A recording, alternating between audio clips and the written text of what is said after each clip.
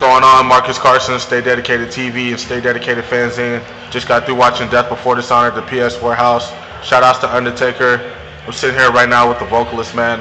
Yeah, man, it's been a while. It's been the last 3 years, man. I mean, I haven't seen you guys since 10 for 10. Tell us what's been going on with the band since then.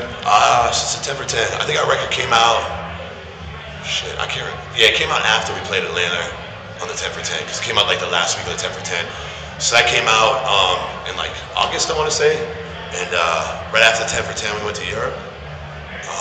Then we did a US tour. Then we've been home for a few months just the winter. There wasn't a lot going on, just kind of regrouping. We were on the road for quite a bit. So we just started this new year. We just did a tour of Mexico and Central America where we had to drive out and start in Tijuana. So that's why we're back here in Atlanta, just making our way home. We're home for a couple weeks. We go to Europe with Madball and Terror and Cruel Hand. Then we do a tour at Evergreen Terrace, just like Midwest. Wow. And we come back through Atlanta with Death Threat, Mongoloids, and a band called The War from Australia. Yeah, man, that's going to be a really good show. Yeah, Death Threat was here a couple of years ago, man. They killed it. Yeah, man, and you've been on the road a lot, man, promoting your new record, Better Ways to Die, man. Yeah. Tell us how it's going, man. I'm really enjoying the record. How is the writing process different from, like, Count Me In or, like, Friends, Family, Forever? I think the biggest thing, especially from Count Me In, I mean, Friends, Family, Forever, we were kind of a different band. You know, we were a four-piece and had a different lineup for the most part. As far as Better Ways to Die, we got a new drummer in the mix. Our original drummer left because he got married, and, like, you know, I mean, we tour so much. If you're gonna get married and like have a normal life, it's hard to be on the road. So, Sure. you know, he respectfully bowed out, which, you know, all the power to him. He's still a great friend. We got a new drummer who, you know, helped a lot with the writing process. We also had a lot more time. When we did Count Me In, we were on tour back to back, and we were like kind of writing on the road and only had a few weeks. So with the new record, we had a lot more time, and just like it's kind of one of those things too. Like the more you've been a band, the more you've toured, you progress mentally, musically, and just, I don't know, kind of just put everything on that record that we wanted to have come out. You know, there's a lot of different influences on it.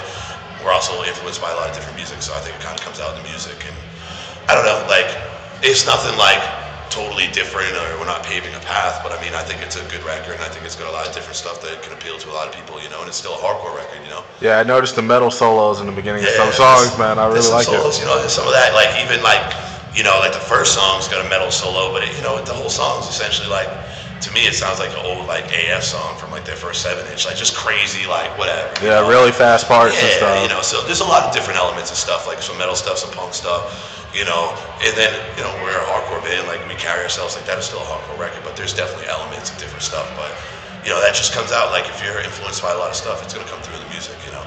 Yeah, man. So, how's it working with Bridge 9, man? You guys have been with those dudes for a while. They've been treating you pretty good, man. Yeah, it's been great. Like you said, we've been with them since '05, and like even before this record, we're essentially out of contract with them, and they've done well by us. Like we got other offers from different labels, but it's just like those dudes have always been like more than just a label. They're hardcore dudes. They're friends of ours. They always look out, and like I feel like they helped the band grow. They always stuck by our side. So it's like great to be on that label. I think it's an honor to be on the label. They put out a lot of great hardcore records, so it's great, man. Boston hardcore, man, like, it's known to have like a lot of amazing bands, man. You guys got Have Heart, Yeah. Mental, Wrong Side, Converge, man. A lot of good shit, man. What are some personal bands out of Boston that you're currently into? I mean, like straight up, Blood for Blood's my favorite band. They're not a current band, but that's my favorite band of all time. This band called Arabia. They've been a band for quite a bit. Colin of Arabia, yeah, man. Great band, like, you know, just in your face. In my opinion, one of the most like in your face hardcore bands. Like, they just do their thing. You know, there's a lot of things, like, you know, everybody says Boston has a lot of bands they do, and there's a lot of younger bands, which is awesome, but, you know, it takes a little bit, like, to see which bands stick through a lot of stuff, but, like you said, I mean, there is great bands. There's a band called Carrier that's real good. Nice. There's a lot of, go on for hours. Yeah, it's You know, hours, man. It's Boston, a good thing, you know, like, just having a lot of bands that come from that area is pretty cool, you know. what do you think about all like the bullshit that you hear on the internet where like kids try to start like a Boston? I mean, I know it's old, but they try to start that whole Boston versus New York thing. And yeah, I mean, that's been going on since like '82 with like Slapshot and Agnostic Front or something. But I mean, like some of my best friends are at Madball, Agnostic Front, all New York dudes, and like every time we go to New York, nothing but love and vice versa for the New York guys. So I mean, there'll always be that internet thing, and I wasn't around then, but I'm sure in 1983 there was legit beef. You know what I'm saying? But that shit's old, man. I think everybody gets along, and that's the way it should be. You know what I mean? Like, yeah, man, everybody one gets family, along. You know, it's all family, man. I agree. So I don't want to dwell on old shit, man, but I know you're a member of the FSU. Yeah. You know what I'm saying? And back in 2002, Boston Beatdown came out. Yeah. They got a rep, man, and you know you guys got slapped with a pretty hard label. Yeah. You know, how do you feel about like the media tries to step into like hardcore punk rock and try to make it look like it's some kind of like crazy violent thing, bullshit game? Yeah. Shit. I mean, that's how they're gonna portray it. They're not from here. They don't understand. I mean, there's some things with every realm of anything that are good and bad. I mean, like my friends and my friends. I mean, the Boston Beatdown DVD, like, it had a lot of like crazy off the wall shit, but that's what it was meant to be. It's supposed to be, right? You know, it it's was not the like, reality of Boston. You know? Some of it, but it's more of the reality of like a lot of the fights were like a lot of shit that just happened on the streets and like just dumb shit people caught on videotape. It was just like, I think a lot of the commentary on there was a lot more true than the actual stuff that you saw besides the show footage. You know, a lot of the fights and shit was just all dumb street fights, just different kids colliding with different kids, which happens everywhere, you know. But I mean, as far as how like mainstream media is gonna do what they do, like we're just normal people, you know what I mean? We just do our thing. Right. Yeah, man. That's all we can be is ourselves, you know. So if they want to put that it like that, we're an underground band anyways, you know. It's not like we're gonna go play some mainstream venue and be a rock band. So yeah, whatever.